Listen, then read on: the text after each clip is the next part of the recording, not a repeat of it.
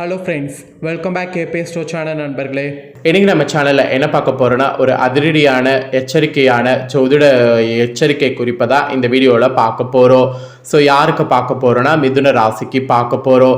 So மிதுன ராசியில் பிறந்தவங்க இந்த ஒரு வீடியோவை ஸ்கிப் பண்ணாமல் பாருங்கள். ஃபஸ்ட்டு என்ன எச்சரிக்கை ஜோதிட குறிப்பை பார்க்க போகிறோங்கிறத வாங்க இன்ட்ரோல பார்த்துடலாம். 2026 பிப்ரவரி மாதம் நடந்துட்டுருக்கு. பிப்ரவரி மாதம் முடியறதுக்கு இன்னும் சில நாட்களே இருக்குது. பிப்ரவரி மாதம் முடியக்கூடிய நேரத்தில் பிப்ரவரி 27 நேரம் நெருங்கிடுச்சு ஒவ்வொரு ராசிக்காரங்களுக்கும். ஏன்னா அந்த நேரங்கள் அதிர்ஷ்டமாகவும் இருக்கலாம், ஆபத்தாகவும் இருக்கலாம். ஆனால் நேரமானது நெருங்கிடுச்சு. அதற்கு காரணம் என்னன்னா, முக்கியமான கிரகம் பயிற்சிகளும் அதோடு ராஜயோகங்களும் தான். ஸோ ராஜயோகங்கள், கிரக பயிற்சிகள் இதெல்லாம் பிப்ரவரியில் ஏற்படுது. இதனால ஒவ்வொரு ராசிக்காரங்களுக்கும் நேரமானது நெருங்கிடுச்சு. அதில் மிதுன ராசிக்காரங்களுக்கு என்ன மாதிரி நேரம் நெருங்கிடுச்சு அப்படிங்கிறத தான் இந்த வீடியோவில் பார்க்க போகிறோம். ஸோ அந்த நேரம் அதிர்ஷ்டமாக இருக்க போதா இல்லை ஆபத்தாக இருக்க போதா அப்படிங்கிறத எல்லாமே கிளியராக இந்த வீடியோவில் சொல்ல போகிறேன்.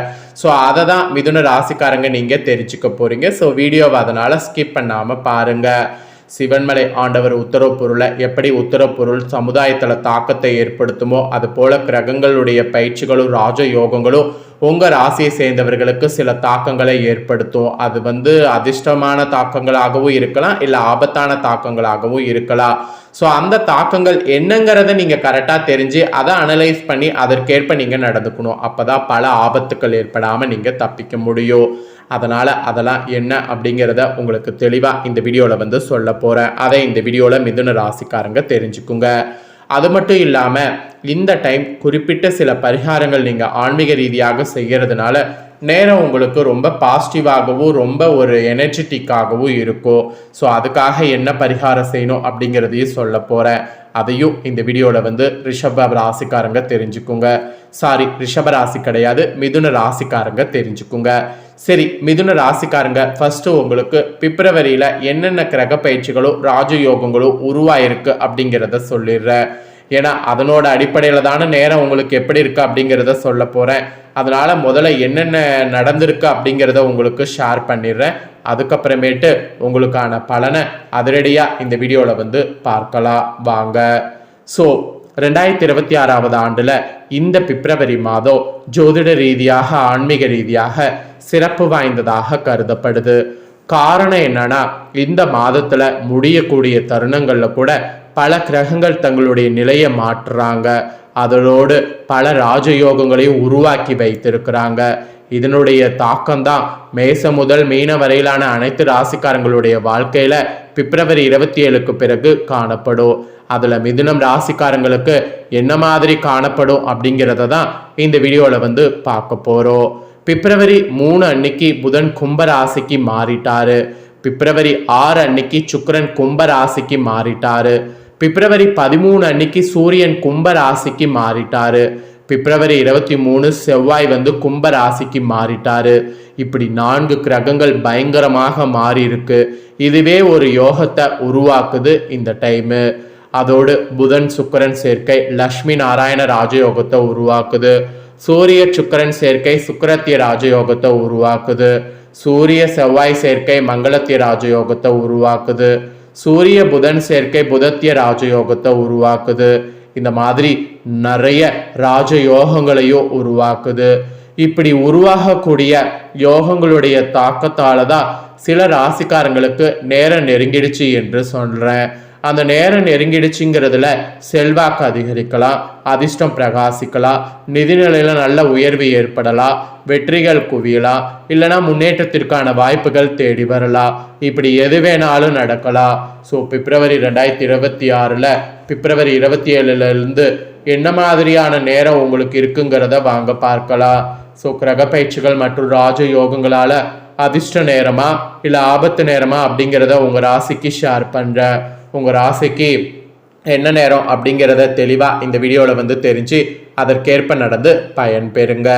ஸோ மிதுன ராசிக்காரங்க பார்த்தீங்கன்னு வச்சுக்கோங்களேன், கரெக்டாக மிருகசீரிடம் 3-4 பாதம், திருவாதுரை, புனர்பூசம் 1-2-3 பாதங்களில் பிறந்த நட்சத்திரக்காரர்களுக்கு நான் சொல்லக்கூடிய கணிப்பு கரெக்டாக இருக்கும். அதனால் மிதுன ராசி இந்த நட்சத்திரத்தில் பிறந்தவங்க வீடியோவை ஸ்கிப் பண்ணாமல் பாருங்கள்.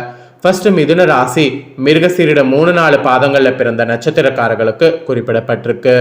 ஆக்சுவலி இந்த நட்சத்திரத்தில் பிறந்தவங்க நீங்கள் விடாமுயற்சியுடையவர்களாக இருப்பீங்க. இந்த பிப்ரவரி 27 ராசிநாதன் புதன் பாகிஸ்தானத்தில் இருக்கிறார். எதிலும் மிகவும் கவனமாக ஈடுபடுவது நல்லது. சுக்கிரனுடைய சஞ்சாரம் பேச்சின் இனிமை சாதுரியம் இவற்றால் எடுத்த காரியங்கள் சாதகமாக முடிய உதவும். அதோடு சொத்து மன வீடு சம்பந்தமான காரியங்கள்ல தாமதம் உண்டாகலாம். அதுலலாம் கொஞ்சம் கவனமாக இருக்கிறது நல்லது. அடுத்த பிரச்சனைகளில் தலையிடுவதை தவிர்ப்பது நல்லது. அப்பதான் உங்களுக்கு நல்லது. ஸோ நீங்கள் உண்டு உங்கள் வேலை உண்டு இருக்கணும் என்பது இந்த டைம் குறிப்பிடப்படுது. நெக்ஸ்ட் மிதுன ராசி திருவாதுரை நட்சத்திரத்தில் பிறந்தவங்களுக்கு சொல்லப்பட்டிருக்கு. தொழில் வியாபாரம் மந்தமான நிலையில காணப்படும். ஆனால் வருமானம் வழக்கம் போல் இருக்கும். உத்தியோகத்தில் இருப்பவர்கள் கூட எந்த ஒரு வேலையிலும் முழு கவனத்தோடு ஈடுபடுவது நல்லது. எடுத்த வேலைகளை சரியான நேரத்தில் செய்ய திட்டமிடுவது நல்லது. பணி நிமித்தமாக பிரயாணம் ஏற்படலாம். அதனால அந்த பணிகளை கரெக்டாக மேற்கொள்ளுங்க. ஸோ அந்த பிரயாணம் மேற்கொள்ளும் போது தான் உங்களுக்கே ஒரு அனுபவம் கிடைக்கும். குடும்பத்தில் இருப்பவர்களாக அனுசரித்து செல்வது நல்லது. கணவன் மனைவிக்கிடையே இருந்த இடைவேளைகள் குறையோ.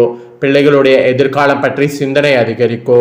உறவினர்கள் வழியில மனக்கசப்பு ஏற்படலாம். பெண்களுக்கு கூட எந்த காரியத்திலும் ஈடுபடும் முன்பு திட்டமிட்டு செயல்படுவது நல்லது. பணவரவு தாமதப்படும், பார்த்து ஹேண்டில் பண்ணுங்க. நெக்ஸ்ட் புனர்பூசம் 1, 2, 3 பாதங்களில் பிறந்த மிதுன ராசிக்கு குறிப்பிடப்பட்டிருக்கு. உங்களோட நட்சத்திரத்துக்கு கலைத்துறையில் இருக்கிறவங்களுக்கு புதிய ஒப்பந்தங்கள் கிடைக்கப்பட்ட சிரமங்கள்லாம் குறையோ. வேலை பளு குறையோ. உழைப்பு வீணாகோ. வீட்டை விட்டு வெளியில தங்க வேண்டிய சூழ்நிலை நேரலாம். திடீர் செலவு உண்டாகும். அதோட அரசியல் துறையில் இருக்கிறவங்களுக்கு இறுக்கமான சூழ்நிலை நீங்கி மகிழ்ச்சி உண்டாகும். சந்தோஷமாக வெளியே சென்று வருவீங்க. எல்லா காரியங்களுமே அனுகூலமாக நடக்கும். அதை பாருங்க. மனக்கவலை நீங்கி நிம்மதியானது உண்டாகும். பொருள் வரவு அதிகரிக்கும். வாகன பூமி மூலம் லாபமானது கிடைக்கும். மாணவர்களுக்கு கல்வியில் இருக்கக்கூடிய மந்த நிலை மாற கூடுதல் கவனத்தோடு படிப்பது அவசியம். எந்த வேலையிலும் முழு கவனம் தேவை. அப்பதான் நீங்க நினைச்ச மாதிரி வெற்றியானது அடைய முடியும். ஸோ உங்க நட்சத்திரத்துக்கு இதுதான் பலன் என்பது குறிப்பிடப்பட்டிருக்கு. ஸோ மிதுன ராசிக்காரங்க, உங்களுடைய நட்சத்திரத்துக்கு ஏற்ப இந்த டைம் என்ன பலனை நீங்கள் பெற போறீங்களோ அதை தெளிவாக இந்த வீடியோவில் உங்களுக்கு ஷேர் பண்ணிட்டேன். ஷேர் பண்ணதை தெரிஞ்சிருப்பீங்க. தெரிஞ்சதுக்கு ஏற்ப சேஃபாக நடந்துக்குங்க. இப்போ உங்களுக்கு நெருங்கக்கூடிய இந்த நேரமானது அதிர்ஷ்ட நேரமாக இருக்க சில பரிகாரங்களை செய்யணும் என்பது குறிப்பிடப்படுது.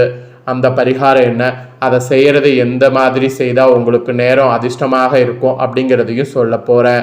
அதையும் இந்த வீடியோவில் தெரிஞ்சுக்குங்க. தெரிஞ்சு அந்த பரிகாரத்தெல்லாம் பண்ணி பயன்பெறுங்க. ஆக்சுவலி இந்த பரிகாரம் பார்த்தீங்கன்னு வச்சுக்கோங்களேன், விநாயகர் பரிகாரம். ஸோ முழுமுதற் கடவுளாக இருக்கக்கூடிய விநாயகரை பார்த்தீங்கன்னு வச்சுக்கோங்களேன், நம்ம வழிபாடு செய்கிறது பொதுவாகவே நன்மை கொடுக்கும்.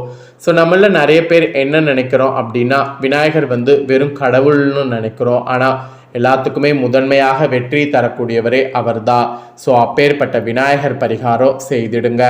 ஒன்றும் கிடையாது. விநாயகரை காலையில் வழிபாடு செய்து விநாயகர்கிட்ட எந்த வேலையை அன்னைக்கு செய்ய போறீங்களோ அந்த வேலையை சொல்லி, அதுக்கு நீ எனக்கு துணை வரணும், அதுக்கு உன்னோட ஆசீர்வாதம் வேணும் அப்படிங்கிற மாதிரி வேண்டணும்.